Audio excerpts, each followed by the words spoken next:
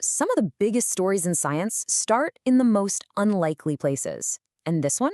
Well, it begins in a children's shoe store and ends up saving millions of lives. It's a wild story about a powerful technology, how it was discovered by accident, misused in a really reckless way, and then finally redeemed.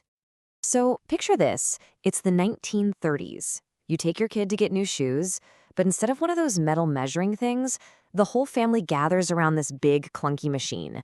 And they're not just checking for wiggle room. They are literally looking at the bones inside their child's feet in a shoe store. I mean, it just raises this massive question, right? Why? Why on earth would you put a technology that we now know has serious risks right in the middle of a shop for kids? Well, the answer takes us back to a time when new science felt like pure magic, and the chance to see the invisible was the coolest thing imaginable. And here's the thing. This wasn't some weird one-off gimmick. For nearly 50 years, the X-ray shoe fitter was a super popular and surprisingly common piece of tech. It was a full-blown international fad with a really dark side that, took decades to finally come to light. You have to admit, the marketing behind it was kind of brilliant. In an age of scientific wonder, these machines, sometimes called podoscopes or footscopes, were sold as the scientific way to guarantee a perfect shoe fit. If you're a parent worried about your kids' growing feet, that's a pretty irresistible pitch. And it worked. We're talking over 10,000 of these things in the US alone. This was mainstream. But how did X-rays even end up in a shoe store to begin with? To get that answer, we've got to rewind the clock. About 30 years before the first shoe fitter was even a glimmer in someone's eye. We have to go back to the totally accidental discovery of the rays that made it all possible. The guy who started it all was Wilhelm Röntgen, a physicist working away in his lab in Würzburg, Germany. Now, he wasn't looking for some world-changing medical breakthrough. He was just doing basic research, fiddling with cathode rays in a room filled with the usual 19th century gear. And then, on November 8, 1895, he sees something impossible. A screen across the room starts glowing, even though the tube he was working with was completely covered in black cardboard. He just knew he'd stumbled onto something totally new.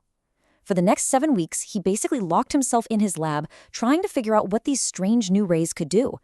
The speed of it all is just astonishing. Within 2 months of seeing that first glow, his discovery was literally front-page news all over Europe. So to prove that his new rays could actually pass through flesh, Röntgen created one of the most famous images in the history of science. He asked his wife, Anna Bertha, to put her hand on a photographic plate. And the result is this ghostly, beautiful, and slightly terrifying image. It's the first ever X-ray of a person, and you can clearly see her bones and her wedding rings. Incredible. Now, Röntgen's discovery completely changed medicine, but it had one big limitation. An X-ray is basically a flat 2D shadow. What happens if you need to see inside an organ, but there are other bones and tissues casting shadows and getting in the way? Solving that problem, well, that would lead to the next great leap forward. Okay, so here's the problem with a regular X-ray. It essentially squishes a 3-dimensional person down into a flat, 2-dimensional picture. Everything gets stacked on top of each other, making it hard to see things clearly. The solution? Computed tomography, what we all know as a CT scan. It takes a whole series of 2D images, or slices, and then uses a computer to digitally stack them back together into a crystal clear 3D model. All that visual clutter? Gone. And the process itself is just this beautiful piece of engineering. You lie on a bed that moves through this big donut-shaped machine. And while you're doing that, an X-ray source and a detector spin around you at high speed. It's like it's creating a super-fast digital flipbook of the inside of your body. Each full rotation creates one slice, and then the computer does its magic, building all those slices into an amazingly detailed 3D view. So this whole process, the machine spinning around the patient, gives doctors this incredible diagnostic power.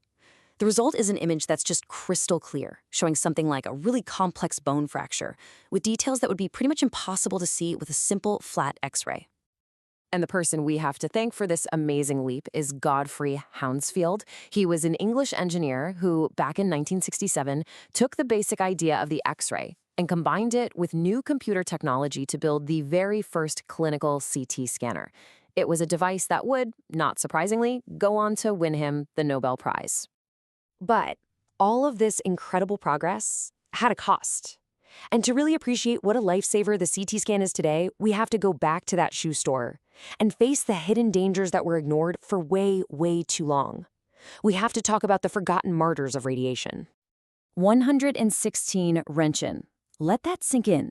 That was the potential radiation dose you could get from a single 20-second peak in one of these shoe-fitting machines. To put that in perspective, that's hundreds of times higher than what's considered the safe annual limit for the public today. It was just a massive, unregulated, and totally invisible dose of radiation. Part of the problem was that the really serious risks, like cancer, weren't obvious right away. It took decades to understand them. In the meantime, you had shoe salespeople being exposed to this day in and day out.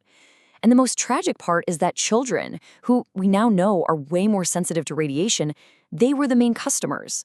By the time the medical community really started sounding the alarm in the 1950s, for many people, the damage was already done. The human cost of this early, kind of naive era of radiation is actually memorialized. This is the monument to the X-ray and radium martyrs in Hamburg, Germany. It was unveiled way back in 1936 to honor the early pioneers, the scientists, the doctors, who suffered and died from radiation exposure before anyone really understood the dangers. The inscription on it is incredibly powerful. It reads in part, "To the Röntgenologists and radiologists of all nations, who sacrificed their lives in the fight against disease. Immortal is the glory of the work of the dead."